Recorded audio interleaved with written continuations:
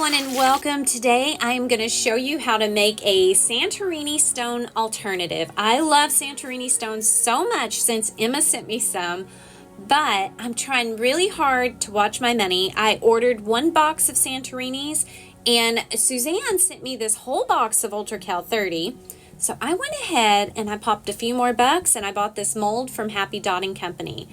I want to see if I can make a stone comparable to those gorgeous Santorini stones. I know I won't be able to duplicate it by far, but I might be able to give myself something that will work for my Happy Place rocks. The first thing I'm going to do is check out the information that Happy Dotting Company included in the mold. I'm going to head over to happydottingcompany.com and I'm going to look for the recipe for this in particular mold. Angela is so good at giving us just precise measurements, y'all. I always refer to this page. She says we need 11.5 ounces of water and that we need 30 ounces of our powder. Today I'm using Ultracal 30 and I am going to try to follow her measurements exactly. So let's get to it. All right, now that we've got our measurements, let's put on our desk mask and our gloves and let's get measuring. I have got a bucket sitting on top of my scales and I had it completely zeroed out. All I'm waiting for is the magic number of 30 ounces. On my scales, it's gonna have to say 1 pound and 14 ounces. But I'm waiting to get that far and I'm going really slowly because I don't want that big dust cloud that I'm gonna have to clean later. I don't like dusting. I bet you don't either.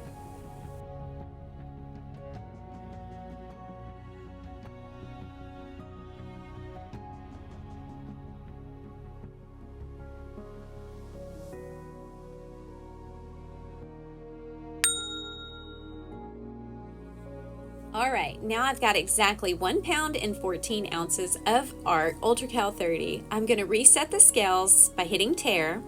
That's gonna get me right back to zero, and now I can measure out the water. Now, Happy Dotting Company says I need 11.5 ounces of water, so that's what I mean to pour. For some odd reason, I decided to stop at exactly 11 ounces, and I'm not sure exactly why. I think I just had it wrong in my head. Go ahead and add the 11.5 ounces of water. I promise you those measurements over on Happy Dotting Company are so good. So, add your water. If you're nervous about over pouring on your water, a little tip might be have 2 containers and measure out the water and the powder separately, then add the water to the powder. Because if I over pour right now, it's going to be a little hard to remove that water. I stopped at exactly 11 ounces, which I'm really proud of. Now, only if that was the correct measurements. Oh well, y'all add the 11.5 ounces. That was my mistake. It's going to turn out okay though. It's not an exact science, I just know it. Yeah, it is. Anyway, I've sped up the time a little bit. I've let all the bubbles escape from that powder. And now I'm going to mix it. I'm going to use this little spatula. I'm going to use my hand, whatever I can to make sure that all the little bits are out and squished and everything's mixed real thoroughly. I'm going to tap on the bucket. I'm going to do whatever I can to make sure there's minimum bubbles and that it's all mixed completely well together. Okay, I'm pretty confident that I've squished all the little bits in there and that my mix is mixed. So I am ready to pour this into the mold. I just need a clean glove and I'm gonna get going. All right, make sure that you place your mold on a somewhat level surface. I say somewhat because you can see that my desk is leaning just a little bit. Y'all, there's nothing I can do about it. So I'm just gonna go with it. Now I'm gonna slowly pour this mix into the mold. I'm trying to create as little bubbles as I can because it really does matter. So take your time. You're not in a hurry. Just, enjoy it and just pour it slowly.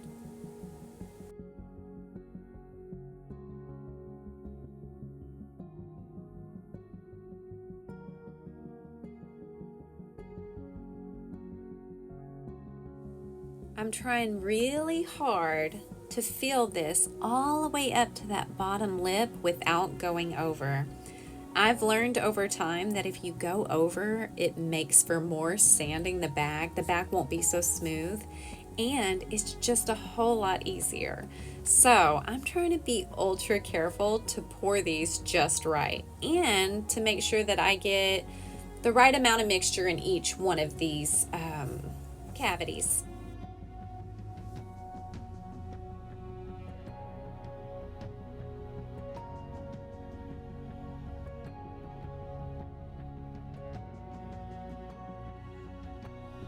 All right, I'm getting everything I can out of this bucket, and now the easy part. I'm gonna tap these out just a little bit, seeing if there's any bubbles we can get out, but I also feel like I'm gonna spill it a little, so I'm gonna go with the plan B.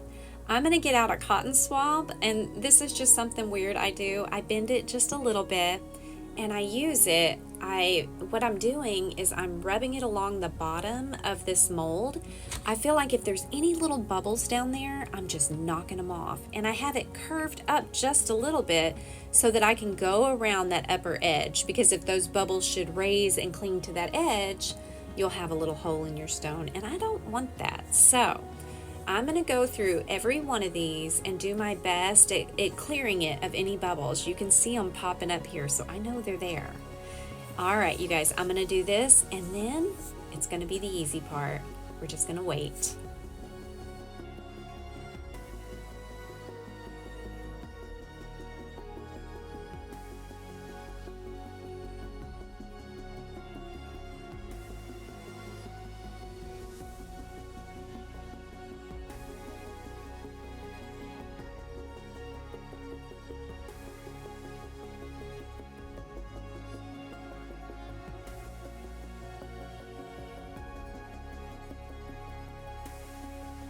Now, while I'm sitting here clearing out possible bubbles, I wanted to tell you that when I'm finished with this, I'm going to take my bucket and spatula out to the backyard, and I'm going to rinse it all down with the water hose. I've never had the Ultracal collect out there or make stones or what have you, but still do it in a spot that it wouldn't hurt anything, just in case.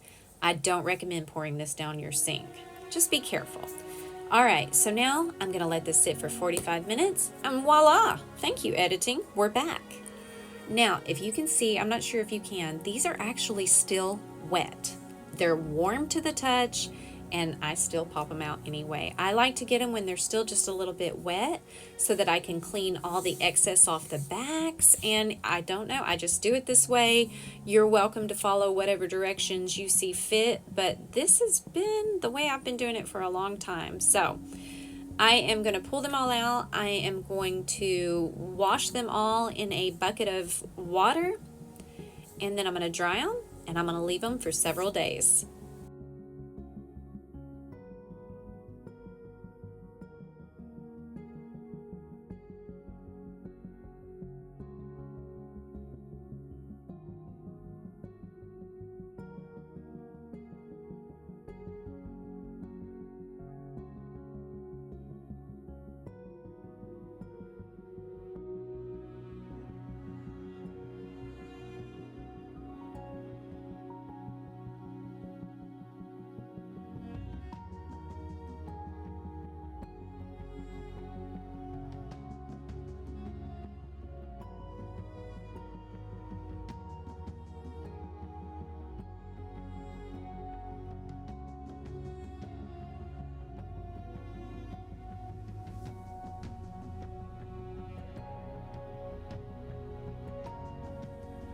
All right, all it's left to do is let these dry for probably 3 to 5 days to make sure all the moisture is gone. I can't wait to see what they look like.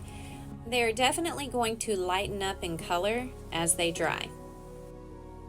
I'm going to go ahead and show you a recap of all the supplies I used in this video. If this is something you're interested in doing, I will list all of the supplies down in the description so that you can click the link and find everything you need.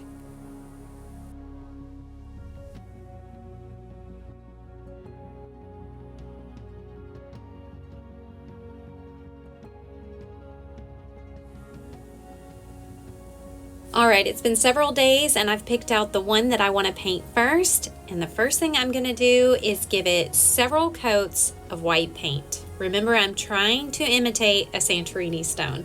So I'm going to use this titanium white from DecoArt. I'm going to use a 1-inch brush and I'm going to give it like 4 coats of paint. If you're wanting this process to go a little bit faster, you could always give it a quick coat of white gesso first.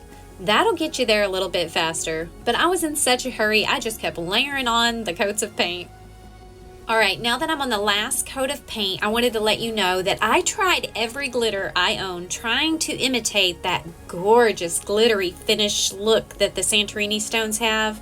Honestly, y'all, I couldn't do it. Nothing compares. So I've elected to leave mine white because typically I paint the entire front of the stone anyway and I cover up that gorgeous glitter. So now maybe I won't feel so bad about it. Let's take a quick look at comparing the two stones. On the left I have a Santorini stone and on the right I have the stone we just painted. Here's a Santorini stone I painted with my happy place on it. Y'all, I think these stones are going to work out just fine if you're willing to give up that gorgeous glitter. Sometimes I am, and sometimes I'm not. I hope this helps, and until next time, rock on.